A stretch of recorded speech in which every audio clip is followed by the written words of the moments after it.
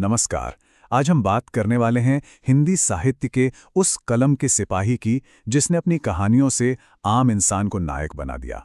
जी हाँ, हम बात कर रहे हैं मुंशी प्रेमचंद की। तो चलिए उनके जीवन और उनके बनाए इस साहित्यिक संसार की गहराइयों में उतरते हैं।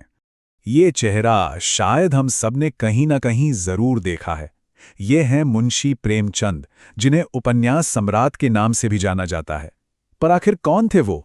उनकी कलम में ऐसा क्या जादू था कि उनकी कहानियां आज भी सीधी दिल में उतर जाती हैं? आइए इस महान लेखक के पीछे के इंसान को थोड़ा और करीब से जानते हैं। देखिए, किसी भी रचनाकार को समझने के लिए ना उनकी जिंदगी में झांकना बहुत जरूरी होता है। तो चलिए सबसे पहले मुंशी प्रेमचंद के जीवन की कुछ खास बातों पर एक नजर डालते हैं। 1880 से 1936, महज 56 साल की जिंदगी। जरा सोचिए, इतने कम समय में उन्होंने साहित्य का एक ऐसा समंदर रच दिया जो आज भी हमें रास्ता दिखाता है। ये दिखाता है कि उनका जीवन कितना प्रभावशाली और सार्थक रहा। उनकी जड़ें जुड़ी थीं वाराणसी के पास एक छोटे से गांव लम्ही से। और जानते हैं, यही गांव की मिट्टी की महक है जो उनकी हर कहानी, हर किरदार में महसूस होती है। उन्होंने किसानों, मजदूरों और आम लोगों के संघर्ष को अपनी आवाज दी। तो जिंदगी की बात हो गई, अब चलते हैं उनके काम की तरफ, उनके विशाल साहित्यिक संसार की तरफ।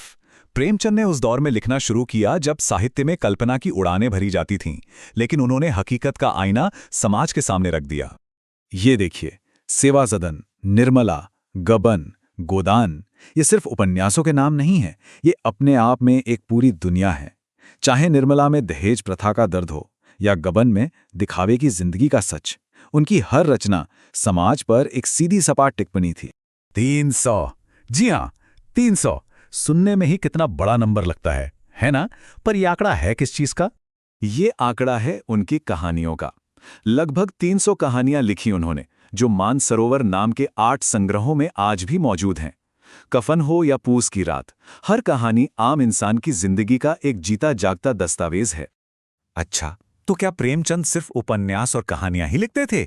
जी नहीं, बिल्कुल नहीं। उन्होंने करबला और संग्राम जैसे नाटक भी लिखे, जिनके जरिए उन्होंने अपने विचारों को मंच पर भी जिंदा किया। और इतना ही नहीं, उन्होंने निबंध भी लिखे। कुछ विचार नाम से छपे उनके निबंधों में साहित्य और समाज को लेकर उनकी सोच साफ झलकती है।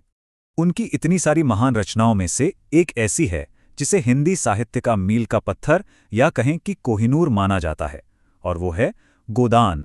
गोदान को हिंदी का सबसे श्रेष्ठ उपन्यास यूं ही नहीं कहा जाता। होरी और धनिया जैसे किरदारों के जरिए प्रेमचंद ने भारतीय किसान के जीवन की जो त्रासदी दिखाई, उसने गोदान को भारतीय कृषि समाज का एक महाकाव्य बना दिया। तो आखिर में सवाल उठता है कि प्रेमचंद की विरासत क्या है? क्यों आज भी हम उन्हें पढ़ रहे हैं, उनकी बातें कर रहे हैं? उनकी विरासत सिर्फ उनकी किताबें नहीं है, बल्कि वो सोच है जो उन्होंने हमें दी, आम आदमी को कहानी का हीरो बनाने की सोच। और जाते जाते हम एक सवाल के साथ आपको छोड़ जाते हैं। प्रेमचंद ने अपने समय की गरीबी, भ्रष्टाचार और सामाजिक बुराइयों पर लिखा। आज जब हम अपने आसपास देखते हैं, तो ऐसा कौन सा उपन्यास या कहानी है उनकी जो आज के हालात पर सबसे सटीक बैठती है? इस पर सोचिएगा जरूर।